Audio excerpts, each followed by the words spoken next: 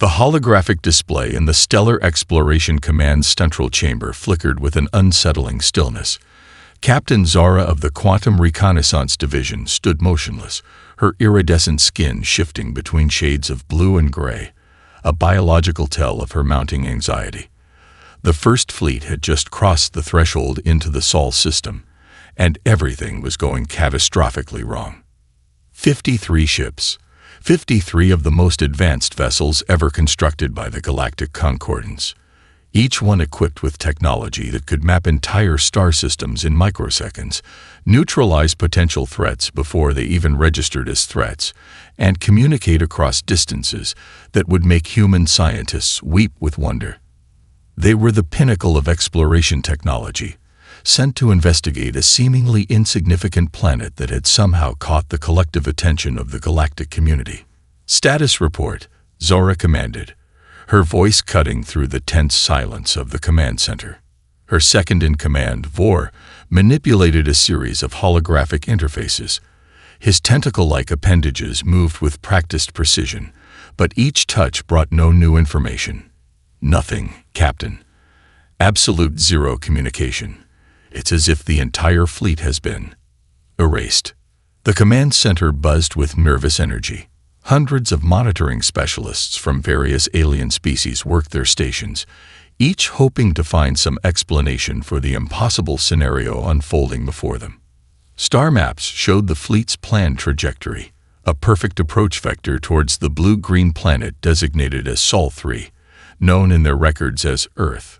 Zara reviewed the mission parameters one more time. It was a standard reconnaissance mission. Observe, collect data, assess potential. The planet had shown some unusual readings. Primitive technological development, but strange energy signatures that didn't match their understanding of planetary evolution. Nothing suggested the level of threat that would justify the complete disappearance of an entire fleet. "Run the quantum entanglement diagnostics again," she ordered. Vor hesitated. "We've run them 17 times already, Captain. Each scan shows the same impossible result." The main view screen continued to display the last known coordinates of the fleet. No debris, no energy signatures, no signs of battle or destruction. Just nothing. The void of space looked exactly as it had moments before the fleet's final transmission. Zara remembered the briefing before the mission. The Galactic Conquerors had become increasingly curious about Earth. Decades of passive observation had revealed a species in technological adolescence, violent, divided, yet somehow persistently innovative. They had been classified as a potential emerging species, worthy of careful study but not considered a significant threat. Now something had changed. "Replay the final transmission," she commanded. The holographic display shifted. The last communication from the fleet's lead vessel crackled into existence. Captain Lyrak, a veteran of countless exploratory missions, looked calm. Too calm. His final words were maddeningly mundane. "Entering Sol system boundary. Preliminary scans initiating. Atmospheric composition." The transmission cut off mid-sentence. No distress signal. No warning. Just silence. Vor approached Zora, his bioluminescent markers pulsing with concern. "The Concordance Council will demand answers.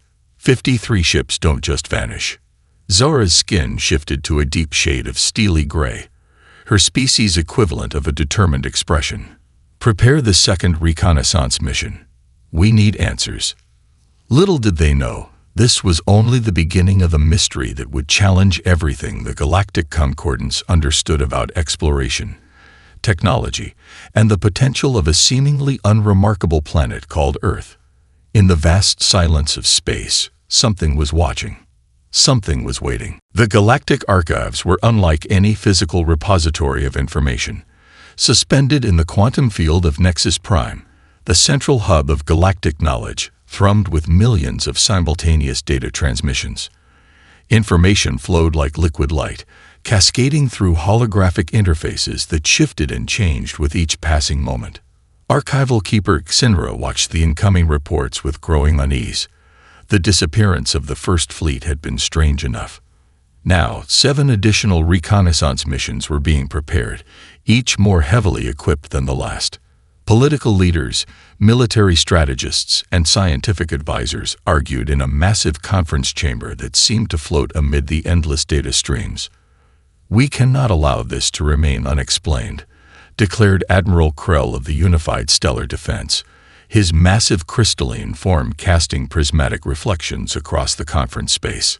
53 of our most advanced ships do not simply vanish without consequence.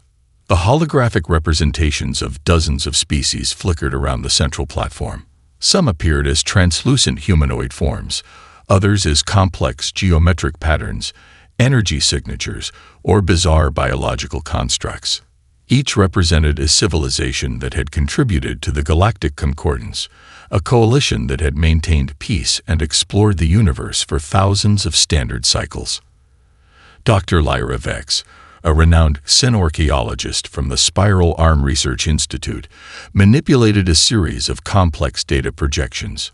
"Our initial scans of the Sol system show nothing extraordinary," she explained, her voice a melodic blend of mechanical precision and organic warmth. "Earth appears to be a standard Class 3 planetary body. Primitive technological development. Multiple competing social structures. No indication of advanced defensive capabilities." A representative from the Quantum Probability Council leaned forward. Its form was nothing more than a swirling collection of mathematical equations given temporary sentience. "Probability matrices suggest an impossible scenario. The fleet's complete erasure defies all known physical laws."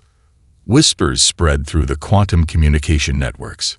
Rumors became speculation. Speculation morphed into wild theories. Some suggested a hidden superweapon.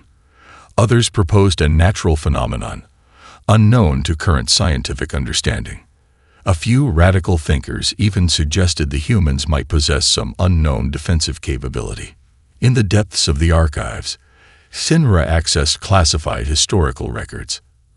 Earth had been monitored for decades, classified as a potential emerging species, primitive, violent, divided, yet somehow persistently innovative. The planet seemed to defy standard evolutionary and technological progression models. "We need more data," Admiral Krell insisted. "Prepare the next reconnaissance missions, but this time, we'll be more cautious." 7 new missions were assembled. Each represented the pinnacle of technological achievement from different member species of the Galactic Concordance. The Zornak brought ships capable of quantum probability manipulation. The Crystalline Collective contributed vessels with adaptive molecular shielding. The Energy Weavers provided ships that could theoretically survive in the heart of a dying star. Dr. Vex studied the mission parameters. Something about the preparations felt different. The usual bureaucratic confidence had been replaced by a sense of nervous anticipation. The universe rarely presented true mysteries anymore. Most phenomena could be explained, categorized, understood. This was different. In the command centers across multiple star systems, preparation teams worked with unprecedented caution. Each ship was equipped with multiple redundant communication systems, advanced stealth technologies, quantum entanglement communicators that could transmit information across impossible distances. "If something happens," Admiral Krell announced to the assembled mission teams, "you will report. You will survive. We will know what is happening in the Sol system." Little did they know, the universe was about to teach them how little they truly understood. Back on Earth, humanity remained completely unaware. A teenager missed a bus. A scientist worked late in her laboratory. A politician argued about infrastructure. Billions of lives continued utterly ignorant of the cosmic drama unfolding just beyond their perception. Something watched. Something waited. The next chapter was about to begin. The quantum research nexus hummed with an electric intensity that defied conventional understanding of sound and energy. Holographic displays stretched across massive chambers, each projection a complex tapestry of data, theories, and increasingly desperate hypotheses about the vanished alien fleets. Dr. Elia Soren, lead researcher of the Concordance Anomaly Group, stood at the center of a swirling information storm. Her reputation as the most brilliant analytical mind in 3 galactic sectors was about to be tested in ways she could never have imagined. 12 different research teams from across the known universe had been assembled, each bringing their most radical thinkers and cutting-edge technologies. "We are missing something fundamental," she announced to the assembled researchers. Her voice carried the weight of frustration and intellectual challenge. 53 advanced ships do not simply cease to exist. The research teams represented the most diverse collection of scientific minds ever gathered. The crystalline analysts from the Andromeda cluster brought their quantum probability models.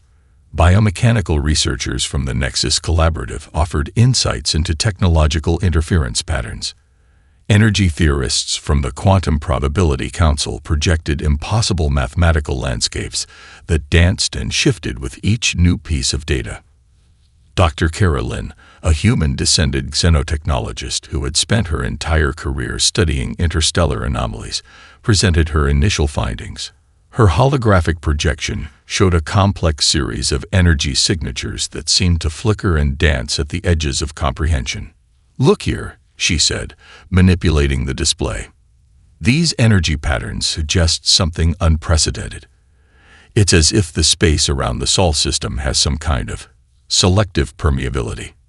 The room fell silent. Selective permeability was a theoretical concept that most scientists had dismissed as pure speculation. The idea that a region of space could actively filter or neutralize specific technological signatures seemed impossible. And yet, the data suggested exactly that. Dr. Soren's primary assistant, a quantum AI named ARIA, began processing the accumulated data. Trillions of calculations occurred in microseconds, patterns emerging and dissolving like smoke in the wind. Preliminary analysis shows a 99.7% probability that the disappearances are not random. ARIA reported, its voice a perfect blend of mechanical precision and organic curiosity. But the remaining 0.3% defies our current understanding of physical laws. The Zornak Collective's lead researcher, Professor Xan, presented an alternative theory. His holographic form shifted and twisted, representing the unique biology of his species. What if we're looking at this incorrectly? Perhaps the planet itself is some form of passive defensive mechanism we cannot comprehend. Debates erupted. Theories collided. Some researchers proposed advanced cloaking technologies. Others suggested quantum entanglement anomalies. A few radical thinkers even proposed the existence of a previously unknown form of energy that could selectively neutralize advanced technological systems. Dr. Lin's research took an unexpected turn. She began analyzing historical data about the planet Earth, not just recent observations, but centuries of collected information. Something about the planet's geological and electromagnetic characteristics seemed unusual. "The planet's magnetic field," she muttered, more to herself than to the assembled researchers. "It's not just a protective barrier, it's something more." ARIA's processing began to highlight unusual patterns. Earth's geological history showed an improbable series of conditions. The precise mixture of planetary core composition, the specific angle of planetary rotation, the unique characteristics of its moon. Each factor seemed to contribute to something larger, a complex system that defied standard planetary development models. As the theories multiplied, one thing became clear. They were dealing with something entirely unprecedented. Dr. Soren looked at the accumulated data, thousands of years of scientific achievement, countless technological breakthroughs. And yet, a single planetary system had managed to create a mystery that challenged everything they thought they understood about the universe. "We need a different approach," she finally said. The room fell silent, waiting for her next words. "We need to look at this not as a problem of technology," Dr. Soren continued, "but as a problem of understanding." Something watched, something waited, and humanity remained blissfully unaware. The Zornak Collective had perfected biological infiltration to an art form that bordered on miraculous. Their shape-shifting agents could replicate not just the external appearance of any species, but also its intricate biological signatures, neural patterns, and even the most subtle behavioral nuances. Director Kale Vren reviewed the infiltration team's specifications one final time. 6 of the most advanced biological mimics ever created would be inserted into different strategic locations across the planet Earth. Each agent possessed technology so sophisticated that it could fool the most advanced biological and technological scanning systems known to the Galactic Concordance. Agent Prime 7, designated as Michael Chen, materialized in a busy subway station in New York City.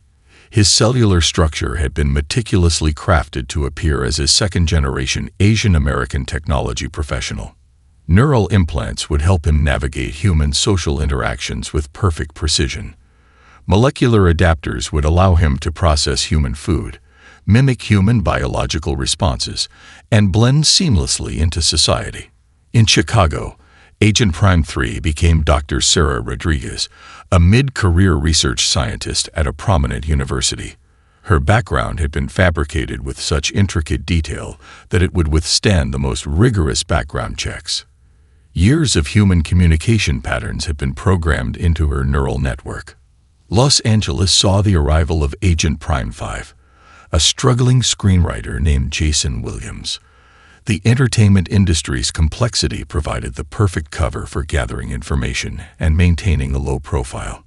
Each agent carried mission-critical objectives: understand the planetary defense mechanism, identify how 53 advanced ships could simply vanish, determine if humans possessed some unknown technological capability that defied current scientific understanding.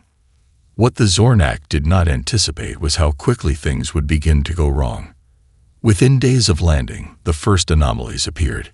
Agent Prime 7's advanced cellular repair systems began to malfunction. Microscopic neural interfaces that should have been imperceptible started to degrade. The molecular adapters designed to help him process human environments began to destabilize. Dr. Sarah Rodriguez experienced similar issues in her research laboratory. Sophisticated scanning equipment built into her biological matrix began to fail. Quantum communication devices embedded in her cellular structure started to lose coherence. It was as if the very environment of the planet was actively working to neutralize their advanced technologies. The agent in Los Angeles discovered something even more disturbing: his ability to access the global information network, a capability that should have been seamless, became increasingly difficult. Data transmission rates slowed. Quantum encryption keys became unstable. Communication back to the Zornak command became intermittent at best. Director Vren monitored the situation with increasing alarm. The infiltration team's status reports became more fragmented. Technological capabilities that had been absolute certainties were now becoming unreliable. "What is happening?" Vren demanded during an emergency communication session. Agent Prime 7's response was chilling in its simplicity. "The planet itself seems to be resisting." Biological analysis showed something unprecedented. The agent's advanced cellular structures were not just being blocked or interfered with, they were being actively transformed. Quantum-level technologies were being systematically neutralized by some unknown environmental factor. It wasn't an attack. It wasn't a defensive weapon. It was something far more fundamental. As the days passed, the infiltration team realized they were becoming increasingly human. Not through choice, but through some inexplicable planetary mechanism that was slowly stripping away their advanced technological components. Their mission of investigation was rapidly becoming a mission of survival. In a small coffee shop in Manhattan, Agent Prime 7, now functioning more like Michael Chen than an alien infiltrator, looked out the window. Humans moved about their daily lives, completely unaware of the cosmic drama unfolding around them. Something was watching. Something was waiting, and humanity remained blissfully, wonderfully oblivious. The quantum physics laboratory at the Stanford Advanced Research Center hummed with an almost imperceptible energy.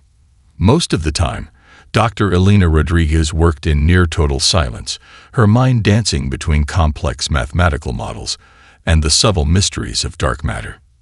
No one knew how close she was to something extraordinary. Alina had been tracking unusual quantum fluctuations for months. What began as a minor anomaly in her dark matter research had transformed into an obsession. Her colleagues thought she was chasing shadows.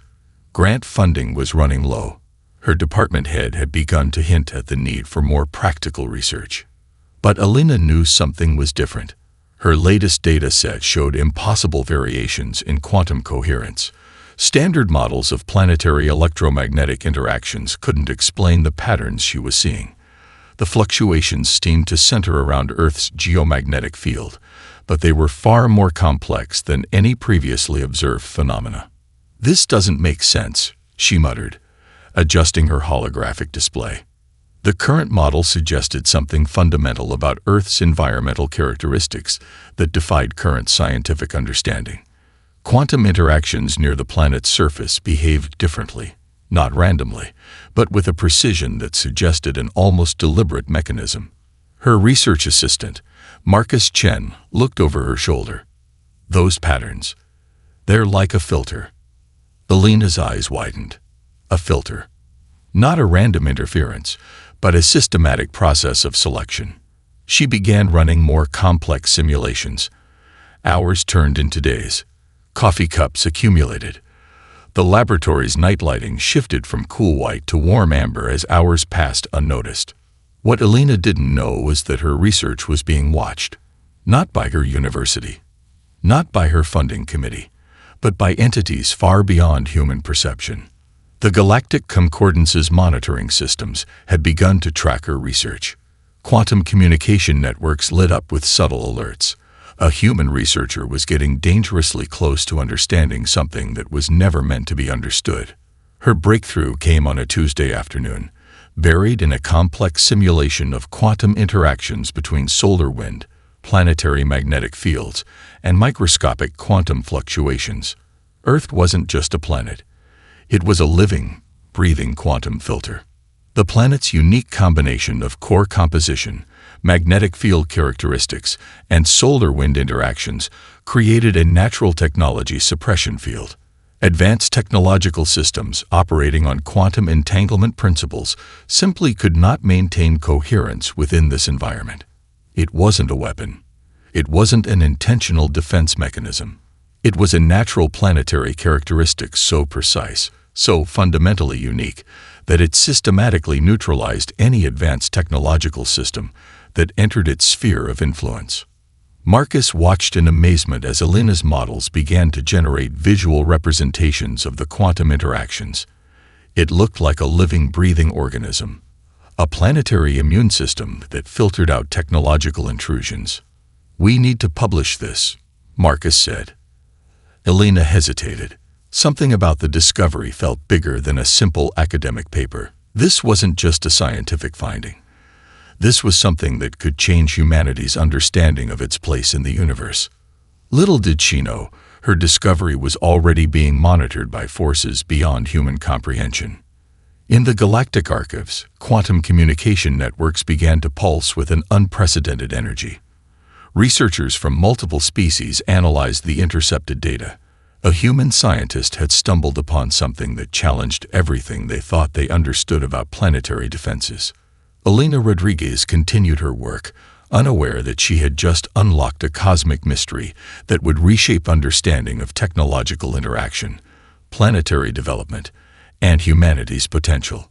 Something watched, something waited, and the universe held its breath. The Planetary Geophysics Conference typically attracted only the most dedicated scientists. This year's gathering in Zurich was different. Whispers of an unprecedented discovery circulated through the conference halls, carried by excited researchers and skeptical veterans alike. Dr. Alina Rodriguez stood before a packed auditorium, her presentation about to challenge everything scientists thought they knew about planetary systems.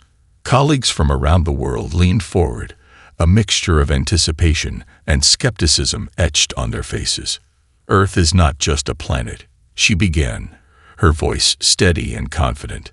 "It is a complex, self-regulating system that actively interacts with technological systems in ways we've never understood before. Her presentation revealed a stunning series of interconnected phenomena. The planet's magnetic field wasn't just a protective barrier. It was a sophisticated filtering mechanism. The precise composition of Earth's core, its unique axial tilt, the specific characteristics of its moon, and the intricate dance of solar-wind interactions created something unprecedented.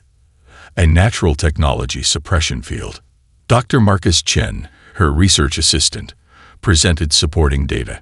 Geological records showed a series of improbable conditions, the exact mixture of radioactive elements in Earth's core, the specific angle of planetary rotation, the moon's unique gravitational influence. Each factor contributed to a complex system that defied standard planetary development models. It's like the planet is a living organism, Marcus explained, not through conscious design, but through an incredibly complex set of natural interactions. The implications were staggering.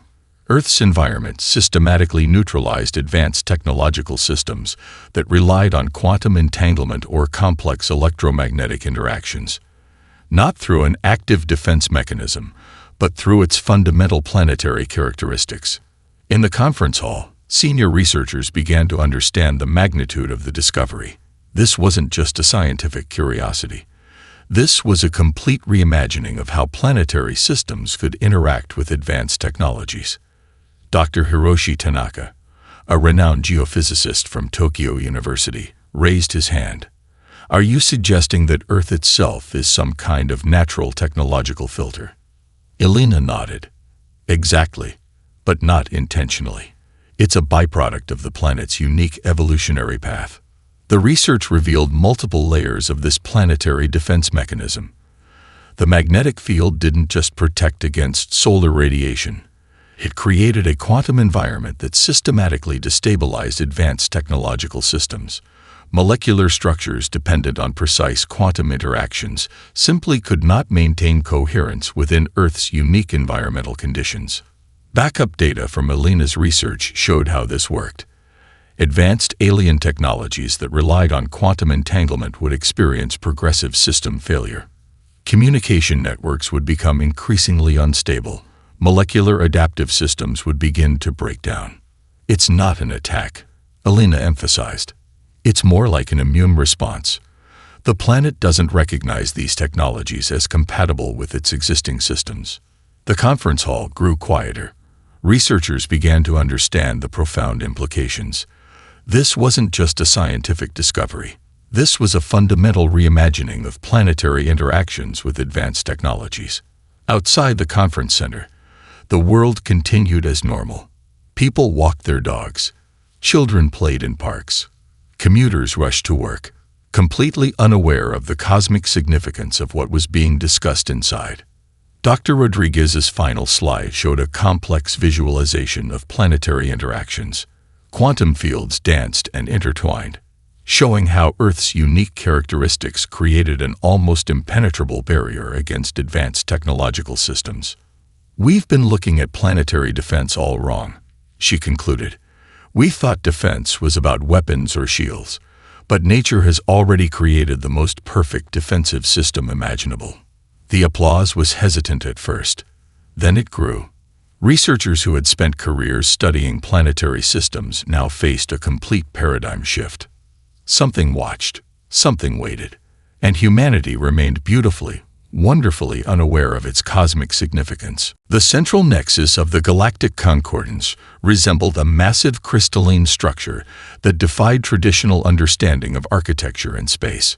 Suspended in a quantum-stabilized chamber, the leadership of multiple galactic civilizations gathered for an emergency session that would reshape their understanding of planetary interactions.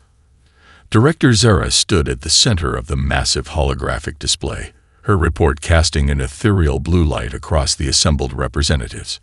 Delegates from hundreds of advanced civilizations watched with a mixture of fear, confusion, and growing respect.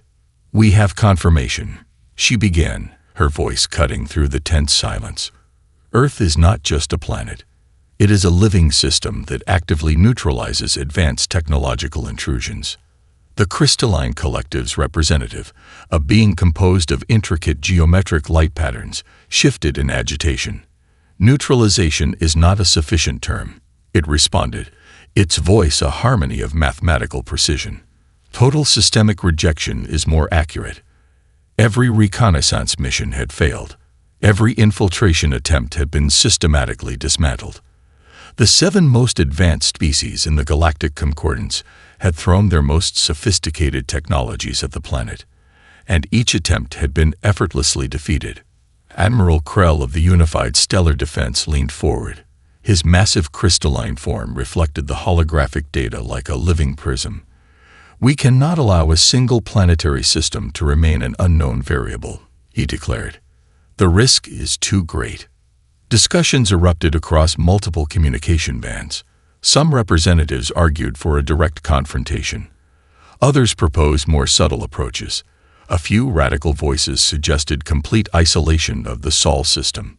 Dr. Lyra Vex, the xenorchaeologist who had been studying Earth's historical data, presented her findings.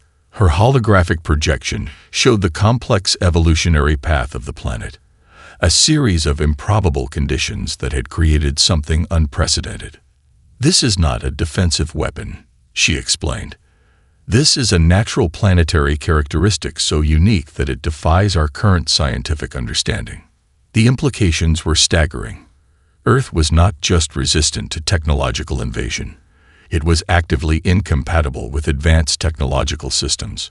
Any sufficiently complex technological system would be systematically broken down, neutralized, filtered out of existence. The Zornak Collective's lead researcher presented the data from their failed infiltration attempts. Shape-shifting agents with technologies so advanced they could replicate any biological system had been reduced to essentially human forms. Their quantum communication networks, their molecular adaptive systems, their most sophisticated technologies, all rendered useless by the planet's fundamental environmental characteristics. "We are facing something entirely new," the researcher concluded. "A planetary system that is, in essence, a living technological filter." Debates raged for what would have been days in standard temporal measurements. Some argued for aggressive action. Others proposed careful study. A few suggested diplomatic approaches. But underlying everything was a growing sense of respect. Humanity remained completely unaware. On Earth, people continued their daily lives. A child learned to ride a bicycle. A scientist worked in her laboratory. A farmer tended his crops. Billions of individual stories continued utterly ignorant of the cosmic drama unfolding around their planet. The Galactic Concordance faced an unprecedented challenge. How do you approach a planetary system that neutralizes your most advanced technologies simply by existing? How do you interact with a civilization that doesn't even realize its own cosmic significance? Director Zora's final recommendation was both simple and complex. "We observe," she said. "We learn. We respect."